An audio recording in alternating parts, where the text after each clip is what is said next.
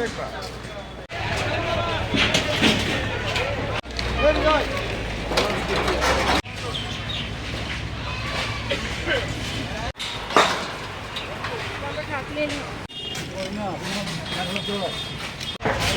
কথা আমরা তো অ্যাকচুয়ালি সরকার জায়গাতে থাকি, কিন্তু বিকল্প না নিয়ে সেটা ভাঙ্গে লাগছে আর কি। আমরা একটা বিকল্প করতো, বিকল্প করে সেটা সুন্দর জায়গা দিত, তাহলে আমরা কিছুটা রক্ষা পাইতাম। ঠিক আছে, তারা ওয়ার্নিং দিছে, ঠিক আছে, ওয়ার্নিংয়ের ভিতরে দিচ্ছে যে আমরা বিকল্প করছে না।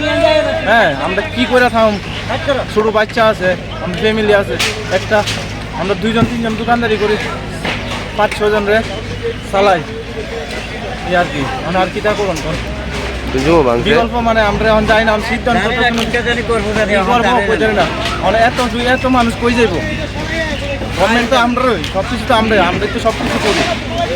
হ্যাঁ, গভর্নমেন্ট তো আমরা সব কিছু ইয়ে করি, তারা কথা মতো চলি, কিন্তু তারা তো আমরা বিকল্প না দিয়ে সেটা তারা কী করবো না করবো এটা করতে পারি। 30 বছর পর্যন্ত কলা বেশি, অবস্থা এখন খারাপ, সব মালপত্র আছে ঘরের ভিতরে। কি করবো, কিছু করবো না। সরকার পরিবর্তন না। আমরা তো মেয়র সাহেবের কাছে একটি আবেদন, আমরা যে ক্ষুদ্র ব্যবসায়ী এই যে বাজারে আছি, তারা যাতে একটা ব্যবসা লেগে একটা ব্যবস্থা করে, যদি আমরা তার কাছে স্থানীয় কাছে একটা আবেদন রাখবো। এখানে তো সবাই লেগে ব্যবস্থা করে একটা আমরা লেগে যাতে কোনো একটা ব্যবস্থা করে যদি একটা আবেদন দেবো, আর কি কমবে আর কিছু করবো না।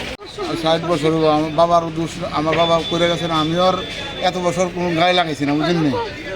বাবা করছে না, আমি ওর গায়ে আর বিজেপি গভর্নমেন্ট করেছি, এত বছর আইসিলাম নতুন লানা করছে।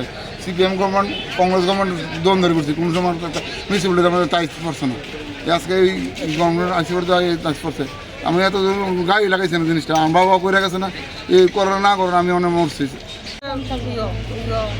50-60 বছরের কিন্তু এখন যে বাইরে গেছে তাহলে তো অসুস্থ মানুষ, তাহলে তো পাউলিয়া চলতে পারে না। অসুস্থ মানুষ, আমিও অসুস্থ মানুষ, আমরা মানে কী করে খাবো?